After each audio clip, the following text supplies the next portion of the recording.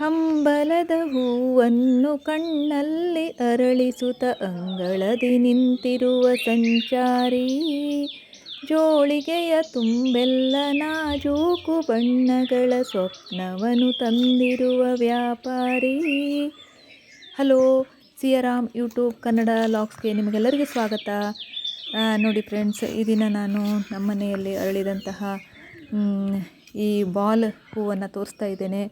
April ಎಂಡ್ಗೆ May ಪ್ರಥಮ ಭಾಗದಲ್ಲಿ ಭೂಮಿಯಿಂದ ಮೊಗ್ಗಾಗಿ ಎದ್ದಿರ್ತದೆ. ಇದು ಎದ್ದು ಬಂದು ಮೈ ಅರಳಿಸಿ ಬಿರಿದು ಚೆಂಡಿನಂತೆ ಕಾಣ್ತಾ ಇರ್ತದೆ. ಈ ಹೂವು ತುಂಬ ಸುಂದರವಾದ ಬಣ್ಣದ ಹೂವು. ಇದು ನೋಡಿದಾಗ ಆ ಭಗವಂತ ಎಂಥ ಕಲೆಗಾರ ಅಂತ ಅನ್ನಿಸ್ತದೆ ಅಲ್ವಾ. ಆ ಹೂವಿನ ಅಂದ ಚಂದದಲ್ಲಿ, ಬಣ್ಣದಲ್ಲಿ ಏನಾದರೂ ಕೊರತೆ ಕಾಣ್ತದೆಯಾ ನಿಮಗೆ? ಅಷ್ಟು ಚಂದ. ಆದರೆ ಆ ಹೂವನ್ನು ಆಸ್ವಾದಿಸುವಂಥ ಒಂದು ಮನಸ್ಸು ಬೇಕು ನಮಗೆ.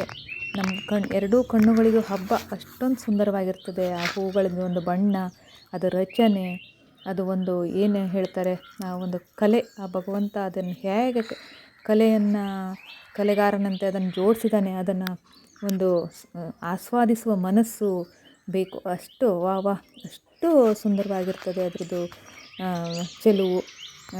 ವಿಸ್ಮಯ ಅನ್ನಿಸ್ತದೆ ಆ ಒಂದು ಬಣ್ಣ, ಆ ಹೂವಿನ ಚೆಲುವು, ಆ ಪ್ರತಿಯೊಂದು ರೆಕ್ಕೆಯಿಂದ ರೆಕ್ಕೆಗಿರುವ ಅಂತರ, ಅದು ಜೋಡಣೆ ತುಂಬ ಸೊಗಸಾಗಿರ್ತದೆ. ನಿಮ್ಮ ಮನೆಯಲ್ಲೂ ಕೂಡ ಈ ಥರದ ಹೂಗಳು ತುಂಬ ಸುಲಭವಾಗಿ ಉಳ್ಳಾಗಡ್ಡೆ ಥರ ಇರುತ್ತೆ ಅದರ ಗಡ್ಡೆ. ಒಂದು ವರ್ಷ ಭೂಮಿ ಮೇಲೆ ನೆಟ್ಟರೆ ಅಂದರೆ ಪ್ರತಿ ವರ್ಷವೂ ಅದು ಗೆಡ್ಡೆಗಳಾಗಿ, ತುಂಬ ಗಡ್ಡೆಗಳಾಗಿ ಹೂಗಳು ಮೇ ಮತ್ತು ಏಪ್ರಿಲ್ ತಿಂಗಳಲ್ಲಿ ಭೂಮಿಯಲ್ಲಿ ಕಾಣಿಸ್ಕೊಳ್ತದೆ. ನೋಡಿ ಎಷ್ಟು ಸುಂದರವಾಗಿ ಸಾಲಾಗಿ ಹಾಕಿದ್ದೇವೆ, ಎಷ್ಟು ಸುಂದರವಾಗಿ ಅದು ಕಾಣಿಸ್ತಾ ಇದೆ.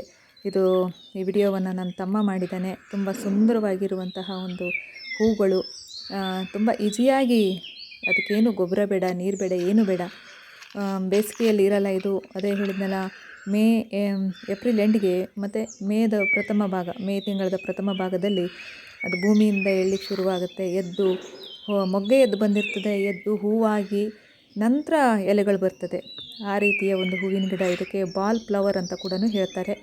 ಅಷ್ಟು ಸುಂದರವಾಗಿರ್ತದೆ. ನಿಮ್ಮ ಮನೆಯಲ್ಲೂ ಕೂಡ ಈ ಥರದ್ದು ಇದ್ದೇ ಇರುತ್ತೆ. ಎಲ್ಲೆಂದರಲ್ಲಿ ಅದು ತುಂಬ ಈಸಿಯಾಗಿ ಬೆಳ್ಕೊಳ್ತದೆ.